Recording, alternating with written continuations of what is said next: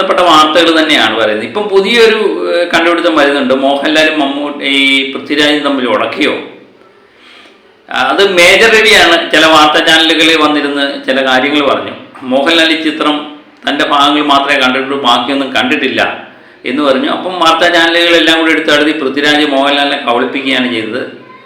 അപ്പം മേജർ രവി കുറച്ച് കാര്യങ്ങൾ കൊണ്ട് പറഞ്ഞു, ഇതുപോലെ അദ്ദേഹം മാപ്പ് എഴുതി വെച്ചിട്ടുണ്ട്, അത് പ്രസിദ്ധീകരിക്കാൻ വേണ്ടി ഇരിക്കുകയാണ്, അത് ഞാൻ കണ്ടു എന്നൊക്കെയുള്ള വാർത്താ ചാനൽ. അത് മേജർ രവി തള്ളിയതാണോ എന്നറിയില്ല, ഈ പ്രശ്നങ്ങളൊന്നും തണുപ്പിക്കാൻ വേണ്ടി ചെയ്തതാണോ എന്നറിയില്ല. പക്ഷേ ഈ പ്രശ്നങ്ങൾ ഒരു വശത്ത് കൊടുമ്പിരി കൊണ്ടിരിക്കുമ്പം ബുക്കിങ്ങുമായിട്ട് ബന്ധപ്പെട്ട വാർത്തകൾക്ക് പുറത്തു വരുന്നതാണ് നമ്മളെ ഞെട്ടിപ്പിക്കുന്നത്. ഏകദേശം ഒരു ഘട്ടത്തിൽ 30,000 മണിക്കൂർ 30,000 ടിക്കറ്റൊക്കെ വിറ്റുപോയ അവസ്ഥ. ബുക്ക് മൈ ഷോയിലൂടെയാണ് ഞാൻ പറയുന്നത്. അപ്പം അവിടെ പോയി ടിക്കറ്റ് മേടിച്ചവരുടെ എണ്ണം അതിലും കൂടുതലാകാം അല്ലേ. അപ്പം മണിക്കൂർ തന്നെ ടിക്കറ്റുകൾ ഇങ്ങനെ വിറ്റ് പോകുന്നു, വിവാദങ്ങൾ ഒരുമിച്ച് കൊണ്ടുപിടിച്ച് നടക്കുന്നു. ഇങ്ങനെയെങ്കിൽ നാളെ 150 കോടി കഴിയും എന്ന് ഏകദേശം ഉറപ്പാണ്. ഇന്ന് തന്നെ 35 കോടി, ഇന്നലെ 35 കോടി കളക്ട് ചെയ്തു എന്ന് പറഞ്ഞു. ആദ്യ ദിവസം 68 രണ്ടാമത്തെ ദിവസം 35 കോടിയായിരുന്നു. ഇന്ന് ഒരു 40 കോടിക്ക് അടുത്തെങ്കിലും കളക്ട് ചെയ്യാനുള്ള സാധ്യതയാണ് കാണുന്നത്. അങ്ങനെയെങ്കിൽ ഏകദേശം നാളെ കൊണ്ട് ഏകദേശം 150 കോടി കടക്കാനുള്ള സാധ്യതയുണ്ട്, കാണുന്നുണ്ട്. അപ്പോൾ അതുമായിട്ട് ബന്ധപ്പെട്ട ഈ വിവാദങ്ങളൊന്നും തന്നെ ഈ ചിത്രത്തെ ബാധിച്ചില്ല എന്ന് പറയും.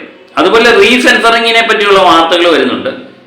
അതുപോലെ മുഖ്യമന്ത്രി പിണറായി വിജയൻ എമ്പുരാൻ കാണാൻ എത്തി എന്നുള്ള വാർത്ത വരുന്നുണ്ട്. അപ്പോൾ മുഖ്യമന്ത്രി പടം കാണട്ടെ, അദ്ദേഹത്തെ പറ്റിയുള്ള ചില പരാമർശങ്ങൾ ഇതിനകത്തുണ്ട്. അദ്ദേഹം എങ്ങനെ അത് കയ്യിലെടുക്കും എന്ന് അറിയില്ല. ഏതായാലും ഈ വിവാദപരമായ പ്രസ്താവനകൾ, ഈ വിഷയങ്ങൾ ഇവിടെ കിടക്കുമ്പോൾ അദ്ദേഹം വളരെ പുഞ്ചിരിയോട് ഇത് പത്രക്കാരോട് എനിക്ക് യാതൊരു കുഴപ്പമില്ല എന്നുള്ള രീതിയിൽ പ്രതികരിക്കാനാണ് സാധ്യത കൂടുതൽ. അതുപോലെ തന്നെ എല്ലാവരും ടിക്കറ്റ് എടുക്കാൻ വേണ്ടി ധൃതി കൂട്ടുക. കാരണം ഇത് റീസെൻസറിങ് ചെയ്ത് കഴിഞ്ഞാൽ ഈ വിവാദപരമായ കാര്യങ്ങളൊന്നും കാണാൻ പറ്റത്തില്ലല്ലോ എന്നുള്ള വിചാരമായിരിക്കും. എനിക്ക് തോന്നുന്നു ആദ്യ ദിവസത്തെ പോലെ തന്നെയാണ് ഇതിൻ്റെ റെക്കോർഡ് ബുക്കിംഗ് ആണ് കണ്ടുവരുന്നത്. അപ്പം നാളെ ഒരു 45 കോടി ഒക്കെ കടന്നു കഴിഞ്ഞാൽ യാതൊരു തരത്തിൽ അതിശയിക്കാനില്ല. അതുപോലെ തന്നെയുള്ള കളക്ഷൻ തന്നെയായിരിക്കാം ഞായറാഴ്ച ദിവസമായ നാളെയും. പെരുന്നാൾ ദിവസമൊക്കെ 50 കോടിയെങ്കിലും പ്രതീക്ഷിക്കാമെന്ന് തോന്നി ഈ കണക്കിന് പോയാൽ.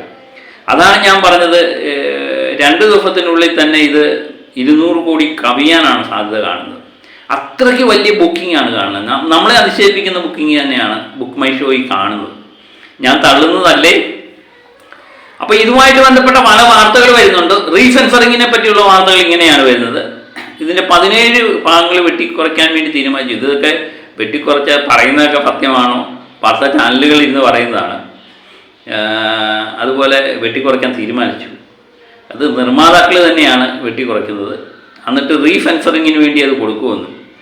അതിനുശേഷം റീസെൻസറിങ്ങിന് പുതിയ പതിപ്പ് എല്ലാ തിയേറ്ററിലും എത്തിക്കുമെന്നൊക്കെ വാർത്ത വരുന്നു. ഇതിലൊക്കെ രസകരമായി എനിക്ക് തോന്നിയൊരു കാര്യം എന്ന് പറയുന്നത്, ഇത് 2 ദിവസം ഇനി അവധിയാണ്. ഇത് വെട്ടിക്കുറച്ച് റീസെൻസറിങ്ങിനൊക്കെ കൊടുത്തു കഴിയുമ്പോഴത്തേന് ചൊവ്വാഴ്ച ബുധനാഴ്ചയൊക്കെ ഇത് കിട്ടത്തുള്ളൂ.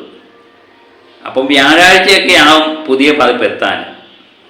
ഇത് പുതിയ പതിപ്പ് എത്തുമ്പോഴത്തേക്കിനും ഈ ചിത്രം മുക്കപ്പങ്ക് ആൾക്കാർ കണ്ടു കഴിഞ്ഞിരിക്കും എന്നുള്ളതാണ് ഏറ്റവും വലിയ പ്രത്യേകത.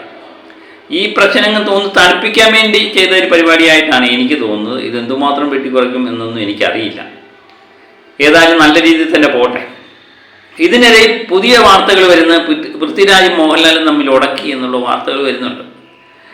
എന്താണ് സോഷ്യൽ മീഡിയയ്ക്ക് കണ്ടുപിടിക്കാൻ വയ്യാത്തല്ലേ? അവർ തമ്മിൽ നല്ല ബന്ധമാണ്. ഈ ഒരു കാരണത്തിൻ്റെ പേരിൽ അവർ തമ്മിൽ പിണങ്ങുമെന്ന് ഒരു കാരണവശാലും പ്രതീക്ഷിക്കേണ്ട. ഇവരെ വെട്ടിക്കുറയ്ക്കാനും ഒക്കെ തീരുമാനിച്ചിട്ടുണ്ടെങ്കിൽ ഇതിൻ്റെ പിന്നിൽ പ്രവർത്തിക്കുന്നത് പൃഥ്വിരാജ് തന്നെയായിരിക്കും. അദ്ദേഹം ഒന്ന് തണുപ്പിക്കാൻ വേണ്ടിയാകാം, അല്ലെങ്കിൽ വിവാദത്തിലൂടെ തൻ്റെ ചിത്രം മാർക്കറ്റ് ചെയ്യാനുള്ള അദ്ദേഹത്തിൻ്റെ തന്ത്രമാകാം. തന്ത്രങ്ങളുടെ തമ്പുരാനാണ് പൃഥ്വിരാജും ആൻ്റണി പെരുമ്പാവൂരും എന്ന് കൃത്യമായിട്ട് അറിയാം. അവർ കൃത്യമായിട്ട് സിനിമ എടുക്കുകയും അത് മാർക്കറ്റ് ചെയ്യുകയും കോടികൾ ഉണ്ടാക്കുകയും ചെയ്തു. എനിക്ക് തോന്നുന്നു ഈ ചിത്രം ഇറങ്ങിയപ്പം 150 കോടി 200 കോടി എന്നൊക്കെ പറഞ്ഞു കഴിഞ്ഞപ്പോൾ എങ്ങനെ ഇത് നേടും എന്നൊക്കെ അതിശയിച്ചവരുണ്ട്. പക്ഷെ അവരെയൊക്കെ വളരെ അത്ഭുതപ്പെടുത്തിക്കൊണ്ടാണ് ഈ ചിത്രം 200 കോടിയിലേക്കൊക്കെ അടുക്കുന്നതെന്ന് കണ്ടു കഴിയുമ്പോൾ അവരുടെ ഒരു മാർക്കറ്റിംഗ് തന്ത്രമാകാം. ചിലപ്പോൾ വിവാദങ്ങളും അവരുണ്ടാക്കിയ തന്ത്രമാകാം, അങ്ങനെയും വരാം. അപ്പോൾ തന്ത്രങ്ങൾ ഒരു വശത്ത് പുരോഗമിക്കുന്ന ഇടയിലാണ് ഇങ്ങനെ റീസെൻസറിങ്ങുമായിട്ട് ബന്ധപ്പെട്ട വാർത്തകൾ വരുന്നത്. അപ്പോൾ അതാണോ സ്കൂൾ അടച്ചതിൻ്റെ ഫലമായിട്ട് തിയേറ്ററെല്ലാം നിറഞ്ഞ് കവിയുകയാണ്. നമ്മൾ നേരത്തെ തന്നെ റിപ്പോർട്ട് ചെയ്തു, വെളുപ്പാങ്കാലത്ത് 1 മണിക്ക്, രാവിലെ 7 മണിക്കൊക്കെ ഷോ പല തിയേറ്ററുകളും വെച്ചതായിട്ട്. അപ്പം അതുപോലുള്ള ഫാസ്റ്റ് ഫില്ലിംഗ് ആണ് എല്ലാ തിയേറ്ററിലും നടക്കുന്നത് എന്നുള്ളതാണ്.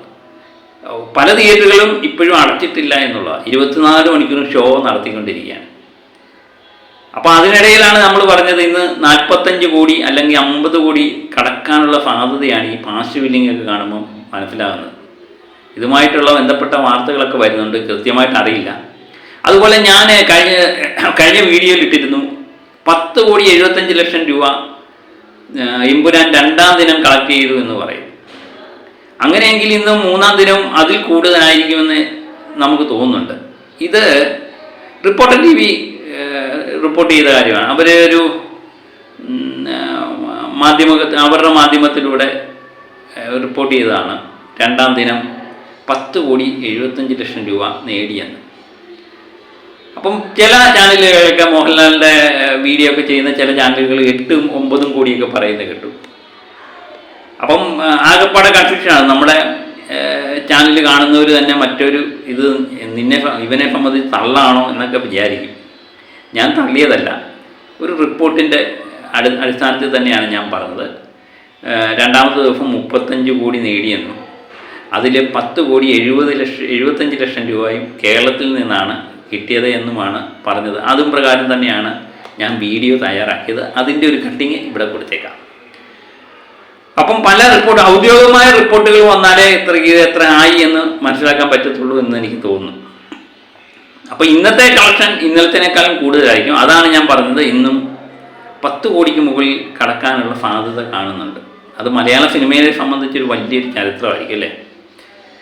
ഞായറാഴ്ചത്തെയും തിങ്കളാഴ്ചത്തെയൊക്കെ കളക്ഷൻ നമ്മൾ വളരെയധികം ആവശ്യതപൂർവ്വമാണ് കാത്തിരിക്കുന്നത്. ഇതിനിടയിൽ നാളെ സൽമാൻ ഖാൻ്റെ ചിത്രം ഇറങ്ങിയാണ്. ടിക്കറ്റ് വലിയ കുഴപ്പമില്ലാതെ പോകുന്നു. മണിക്കൂറിൽ 10,000, 9,000 ഒക്കെ ടിക്കറ്റാണ് പോകുന്നത്. പക്ഷേ എമ്പുരാനുമായിട്ട് തുലനം ചെയ്യുന്ന 30,000 ഇവിടെ കിടക്കുന്നു, 10,000 ഇവിടെ കിടക്കുന്നല്ലേ. അതുമല്ല, തിയേറ്ററിൻ്റെ എണ്ണം കൂടുതലാണ്. സൽമാൻ ഖാനെ പോലുള്ള ഒരു വ്യക്തി വലിയ റിലീഫാണ് പ്രതീക്ഷിക്കുന്നത്. പക്ഷേ അത് എന്തുമാത്രം കിളിച്ചു പിടിക്കുമെന്നുള്ളത് കണ്ടറിയേണ്ട കാര്യം. ഹിന്ദി മേഖലയിൽ നിന്ന് ഇറങ്ങുന്ന, ഹോളിവുഡിൽ നിന്ന് ഇറങ്ങുന്ന ചിത്രങ്ങളെല്ലാം തികഞ്ഞ പരാജയമായി മാറിക്കുന്നതിരിക്കുന്നതിനാണ് അന്യഭാഷ ചിത്രങ്ങളെല്ലാം വൻ വിജയമായി മാറും. മലയാളം, തെലുങ്ക്, തമിഴ് ഇതേ ചിത്രങ്ങളെല്ലാം തന്നെ. അതുപോലെ നമ്മുടെ വിക്രമിൻ്റെ വീരാധീര സൂര്യ, ആ ചിത്രം മികച്ച പ്രതികരണമാണ് നേടുന്നത്. പക്ഷേ അത് ചിത്രത്തിൻ്റെ ടിക്കറ്റിൽ പ്രതിഫലിക്കുന്നില്ല എന്ന്. 7,000 ടിക്കറ്റ് മാത്രമേ മണിക്കൂർ വിൽക്കു പോകുന്നുള്ളൂ. പക്ഷേ എനിക്ക് തോന്നുന്നു അത് തിയേറ്ററിലൊക്കെ ബുക്ക് മൈ ഷോയിലല്ലാതെ തിയേറ്ററിൽ പോയി എടുത്ത് അതൊരു സാമാന്യം നല്ല കളക്ഷൻ നേടിക്കൊണ്ട് മുന്നേറുന്നതായിട്ടാണ് നമുക്ക് കിട്ടുന്നത്. അത് വിക്രമിൻ്റെ ഒരു തിരിച്ചുവരവായിട്ട് തന്നെ നമ്മൾ കാണാൻ പറ്റും.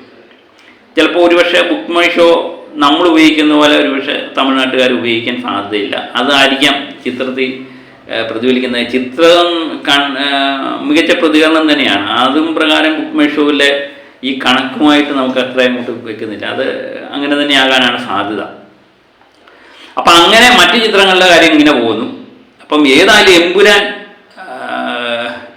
മലയാള സിനിമയുടെ എല്ലാ കളക്ഷൻ റെക്കോർഡുകളും പൊട്ടിച്ചാണ് മുന്നേറുന്നത്. പുതിയ കളക്ഷൻ റെക്കോർഡുകൾക്കൊക്കെ വേണ്ടി നമുക്ക് പുതിയ വീഡിയോ ആയിട്ട് ഞാൻ വീണ്ടും എത്താം. ഏതായാലും ഇന്നിനി വീഡിയോ ചെയ്യേണ്ട കാര്യം വരുമോയെന്നില്ല. എനിക്ക് തോന്നുന്നു പുതിയ വാർത്തകളോ വിശേഷങ്ങളോ ഒക്കെ ഉണ്ടെങ്കിൽ വീണ്ടും എത്താം. അതിനിടയിൽ L3 ഏപ്രിൽ 4-ന് ഇതുമായിട്ട് ബന്ധപ്പെട്ട അറിയിപ്പ് വരും എന്ന് അറിയുന്നു. അതും കൃത്യമായിട്ട് വാർത്താമാധ്യമങ്ങളൊന്നും റിപ്പോർട്ട് ചെയ്തിട്ടില്ല. നമുക്ക് കിട്ടിയ വിവരമാണ്. എല്ലാത്തിനും വേണ്ടി നമുക്ക് കാത്തിരിക്കാം. പുതിയ വീഡിയോയുമായി വീണ്ടും ഞാൻ എത്താം. ഓക്കെ.